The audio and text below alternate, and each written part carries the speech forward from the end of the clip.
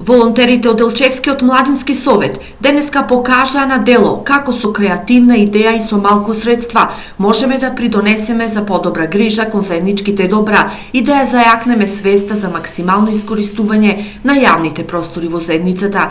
Тие со волонтерска акција ги обновуваа клупите и масите на познатото излетничко место во Делчево, манастирот Света Балаклија, сакајќи да изградат похумано општество. Ова акција ние ја иницииравме затоа што овој манастирски комплекс е препознат и познат за Делчево.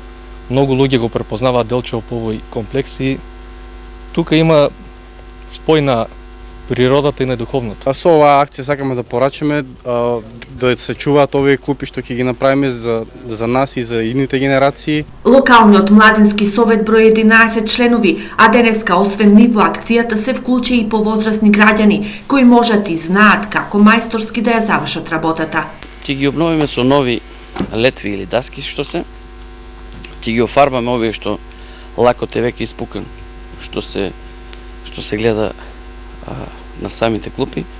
И мислам дека негде околу 20-30 ќе ги направиме нови. Манастирот Света Балаклија редовно собира гости од околните општини, но и држави. Клупите се оштетени бидејќи од невнимание на младите луѓе и се врши реновирање на клупи и маси кои постојат веќе 15 години.